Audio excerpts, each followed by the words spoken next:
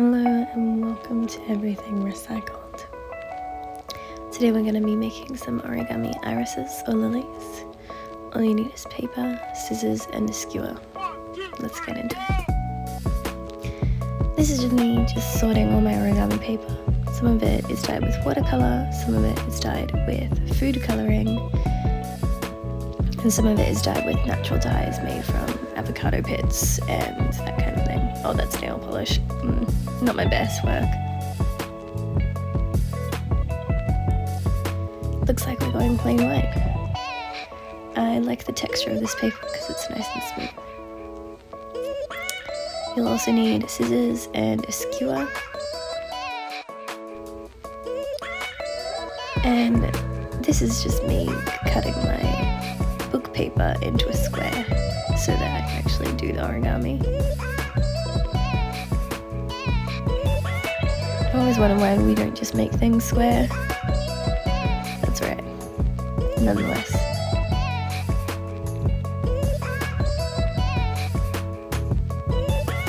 So the really important thing to remember is you want the outside of your paper to be the side you want showing.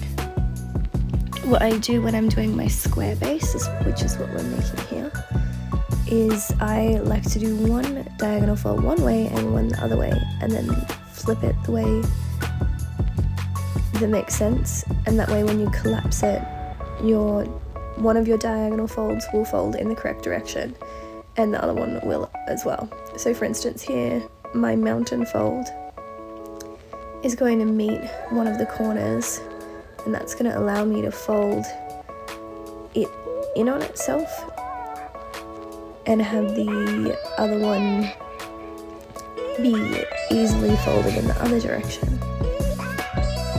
so that the base is easier to make. So do you see that other diagonal fold is a valley fold because we put the mountain on the inside,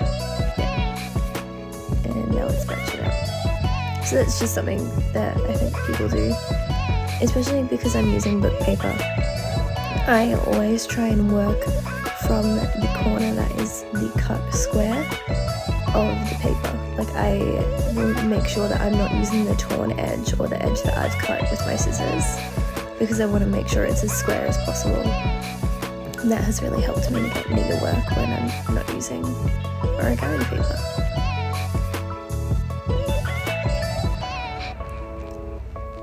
And I'm just finessing my fold, trying to make it as nice as possible, I guess. Taking my jolly sweet time. So here you can do this one of two ways. You can either fold the edges in and then open them up, but to me that seems like an unnecessary step. So I just open each one of the flaps, line up the center line to where your two inside points meet, and crease your center line down to the other center line. And you have to do this on all four sides. So the reason I do it this way is because in origami sometimes there can be a lot of steps. And while sometimes it can help you get neater work, particularly for this pattern, it wasn't actually helping me get a neater fold. If anything, it was making my folds slightly more crooked. So I just found it easier to go straight into this. And something also just to remember is we're folding from the closed point, and you want all of your ends open. Because depending on which fold you're doing, which pattern, you'll be folding from different points of your square fold, either the open or the closed.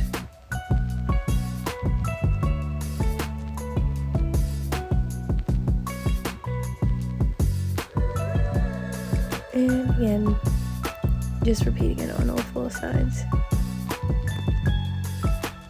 And let me speed this up.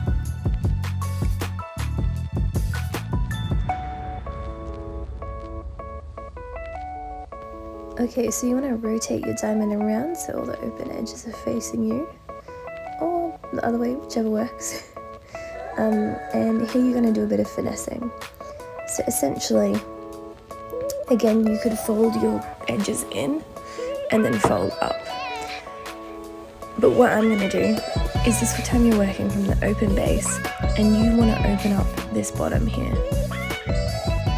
and bring the lower edges into the center line. And again, I used to do it the other way, but I just stopped because it was just making things too untidy. Particularly because this piece has several folds where you're working your way into the center. I just found it better to go straight there. So you want to fold them into the midline, and then you want to cross over the widest point, crease at the widest point, and fold it all the way up and make sure that's nice and flat. So you should have a diamond on a diamond, and then fold it back. That's important, don't forget that. So again, folding your edges into the midline, creasing up until the widest point,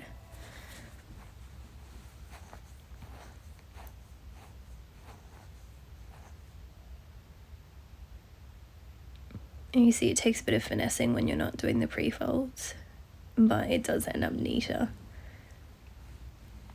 Creasing at the widest point, make sure they're coming all the way into the center. And I think here you might see me adjust them, or in another one, and fold it back, and then open up your piece to the other two sides and do the exact same thing.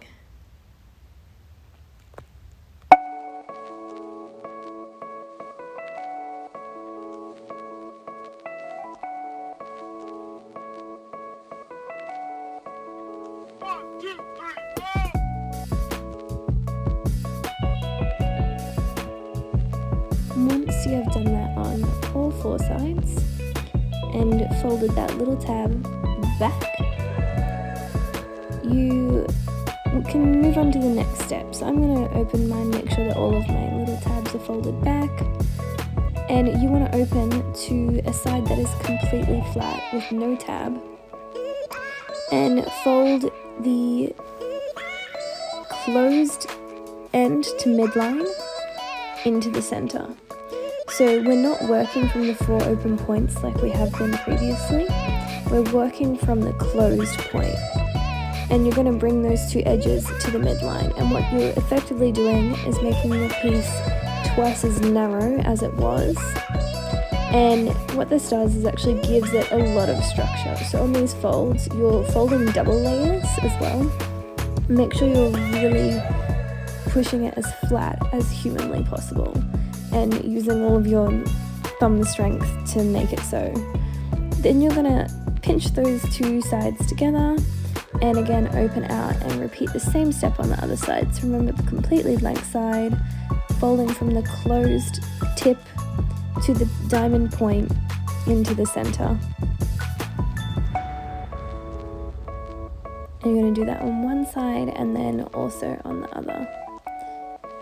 So the points where we haven't folded it in should all be the open pieces that we're just working primarily on. And you should now be able to see those are the petals. Alright, this is where the skewer comes in. You want to grab the skewer, wrap the tip around it, and roll it like a burrito, all the way down. And do this as tight as possible because you're working with double thickness layers, and even if it looks a bit funny and very tightly curled, that is completely okay because it will uncurl with time. It's like your hair. So wrap it around the skewer, roll it down as tight as you can till you can't roll anymore. And what you're really doing here is you are working right up to that line where things are folded in, and you're going to actually use the curl to hold the structure open. So you want to make sure that you're rolling to the point where you feel like it's strong, not where you're ripping anything, but where it's actually making sure that it's holding the flower open in a strong piece. And as you can see, we also have those little detailed pieces on the inside, and that's because we fold that flap back, and that's very important. So down on the left you can see these are our signs for you to follow, subscribe, like, do what you want. But we really hope you enjoyed this origami iris tutorial. It is a very beautiful piece. Have a good one.